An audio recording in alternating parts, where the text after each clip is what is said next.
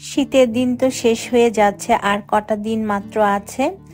তো ভাবলাম আরো কিছু ক্যাপসিকাম কিনে সংরক্ষণ করি যতদিন যায় আর কি।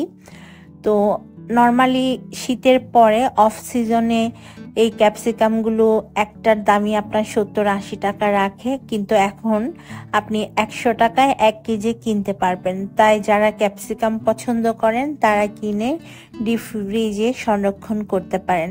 আমি আমার একটা ব্লগে শেয়ার করেছিলাম কিভাবে সঠিকভাবে সবজি সংরক্ষণ করবেন দীর্ঘ সময়ের জন্য ফ্রিজে। চাইলে সেটা দেখে আসতে পারেন, আমি লিংক ডেসক্রিপশন বক্সে দিয়ে রাখবো। তো আমি বাজারে গিয়েছিলাম, ভাবলাম যে আরো 1 কেজি পরিমাণ ক্যাপসিকাম কিনে নিয়ে আসি। যদিও আমি আরো কিছু ক্যাপসিকাম সংরক্ষণ করেছি। এবছর আমি বেশ মোটামুটি ভালোই সবজি ফ্রোজেন করেছি। আমি সব সবজি ফ্রোজেন করি না, কিছু কিছু সবজি ফ্রোজেন করি, যেমন ক্যাপসিকামটা করি, মটরশুঁটি, তারপর হচ্ছে কর্ন, পেঁয়াজের কলি, এগুলাই হচ্ছে আমি সংরক্ষণ করি। কারণ আমার যেহেতু একটা রান্নার চ্যানেল আছে, সেই রান্নার চ্যানেলের জন্য এসব জিনিস মাঝে মাঝে লাগে। তো অফ সিজনে তো এগুলো পাওয়া যায় না, তাই আমি ডিপ ফ্রিজে সংরক্ষণ করে রাখি। সেম ওয়েতে কিন্তু আপনারা বিভিন্ন ধরনের ফল যেমন স্ট্রবেরি, ম্যাঙ্গো এগুলো সংরক্ষণ করে রাখতে পারেন। তো এখানে আমি 3 ধরনের কাট করে সবজিগুলোকে কেটে নিয়েছি, এখন জাস্ট ফ্রিজে রেখে দিব। এগুলোকে আমি বয়েল করে নিয়েছি, একটু করে খুব সামান্যভাবে বয়েল করতে হয়, তারপর পানিটাকে ঝরিয়ে ডিপ ফ্রিজে রেখে দিলেই হয়।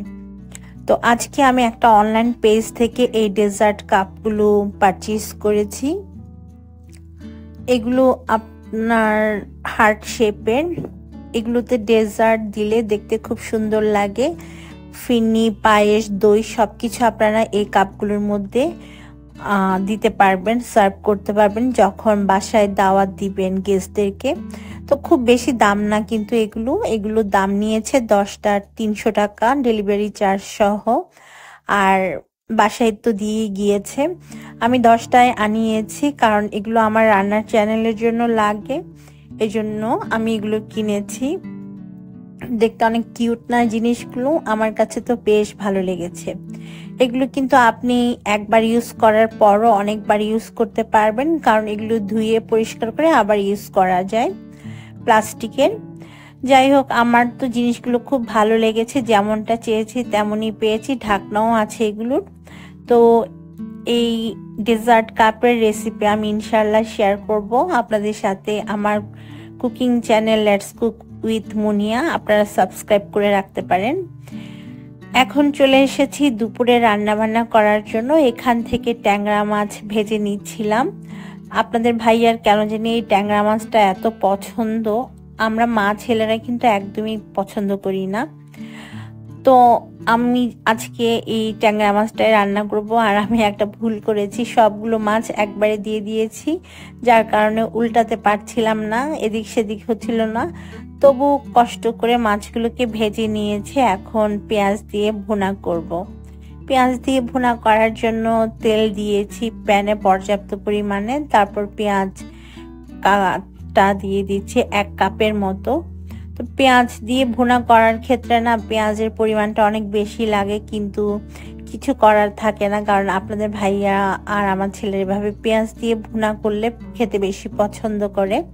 এমনি তরকারি দিয়ে রান্না করলে ওরা মাছটা তেমন একটা খেতে পছন্দ করে না, তাই দেখা যায় সব সময় যে মাছই হোক না কেন আমি এভাবে পেঁয়াজ দিয়ে ভুনা করি। আর এই মাসে আমি একটু কম করে মাছ কিনেছি, কারণ মাছ বেশি দিন ফ্রিজে রাখলে মাছের মধ্য থেকে না এক ধরনের গন্ধ আসে রান্না করার পর, তখন কেউ আর সেই মাছটা খেতে চায় না। তাই ভাবলাম যে অল্প অল্প মাছ আনবো, 10 দিনের মতো যাবে, আবার 10 দিন পরে আবার গিয়ে আবার মাছ নিয়ে আসবো। তো এভাবে করে হচ্ছে আমি মাছ কিনেছি। বেশি দিন আসলে ফ্রিজের কোনো জিনিসই খেতে ইচ্ছা করে না, সেটা যেটাই হোক না কেন, শুধুমাত্র গরুর মাংসটা ছাড়া আর কি। আমি জানি না অনেকে অনেক দীর্ঘ সময় পর্যন্ত ডিপ ফ্রিজে জিনিস সংরক্ষণ করে খেতে পারেন, বাট আমি কেন জানি পারি না জিনিসটা। আমার কাছে অল্প কদিনেই কিন্তু মাছটা গন্ধ গন্ধ লাগে, তখন খেতে পারি না, খালাকে দিয়ে দিতে হয়। যাই হোক, মাছটা আমি রান্না করতে বসিয়ে দিয়েছি পেঁয়াজ দিয়ে। এখন ভালোভাবে মশলার সাথে কষিয়ে নিব। কষিয়ে নেওয়ার পর এর মধ্যে পানি দিয়ে দিব, ঝোলের পানি। যেহেতু এটা একটু মাখা মাখা হবে, খুব বেশি ঝোল আমি রাখবো না, তাই পানির পরিমাণ আমি 1 কাপ দিব। তো মশলার সাথে কিন্তু মাছগুলোকে আমি ভালোভাবে কষিয়ে নিয়েছি। এখন যেটা করব সেটা হচ্ছে এর মধ্যে ঝোলের পানি দিয়ে দিব। তো ঝোলের পানি দেওয়ার পরে 7-8 মিনিটের মতো রান্না করব, তেলটা উপরে উঠে আসা পর্যন্ত। তারপরে হচ্ছে ধনে পাতা কুচি দিয়ে নামিয়ে নিলে আমাদের পেঁয়াজ দিয়ে ট্যাংরা মাছ ভুনা হয়ে যাবে। আর এই রান্নাটা আপনাদের ভাইয়া খুব পছন্দ করে, আমার কাছে অতটা ভালো লাগে না। তো আমার ট্যাংরা মাছ মোটামুটি হয়ে গিয়েছে, আমি ধনে পাতা দিয়ে এখন নামিয়ে নিব।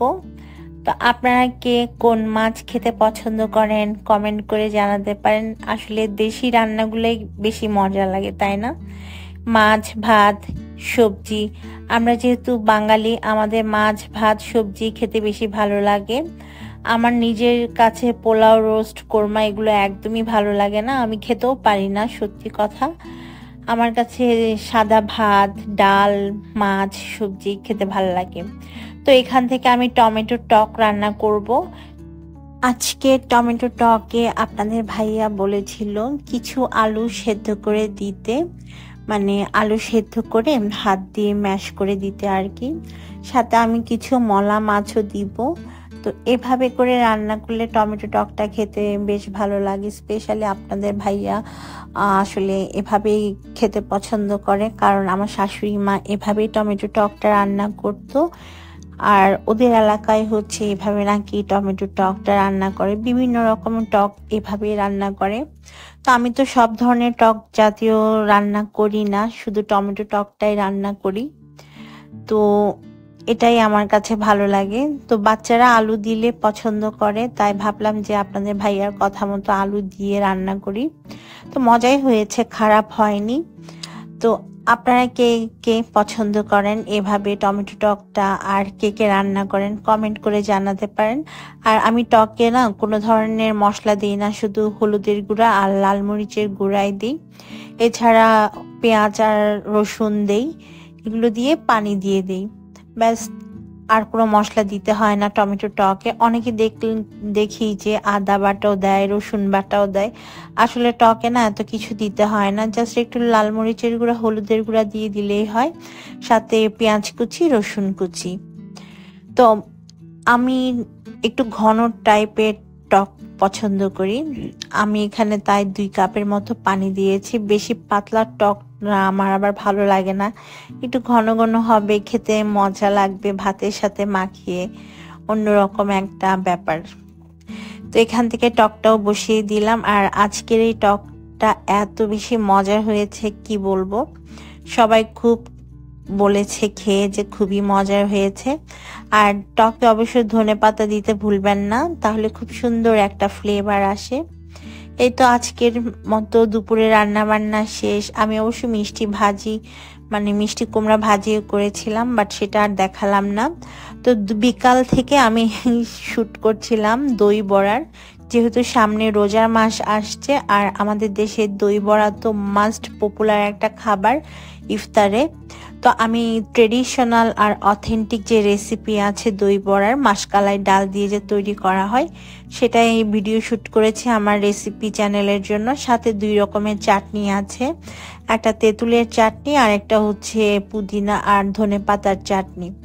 আর ট্রাস্ট মি দর্শক, এত মজার হয়েছে আজকের এই কি জানি বলে দই বড়াটা, কোনো ধরনের ডালের গন্ধই আমি খুঁজে পাইনি, এতটাই মজা হয়েছে। তো সন্ধ্যার দিকে আপনাদের ভাইয়া বলল মিনি সমোসা ভেজে দিতে, তাই ওকে এখান থেকে মিনি সমোসা ভেজে দিচ্ছিলাম। আর বাচ্চারা তো নুডলস খাবে, ওদেরকে আমি ইনস্ট্যান্ট যে নুডলস আছে সেটা বয়েল করে দিব। এগুলো জাস্ট আপনাদের ভাইয়ার জন্য মিনি সমুচাগুলো ভাজছি। এগুলো কিন্তু আমি বাসায় বানাইনি, কিনে এনেছি। বাসায় বানাবো আমার রান্নার চ্যানেলের জন্য, যখন শ্যুট করব তখন আপনারা দেখতে পারবেন।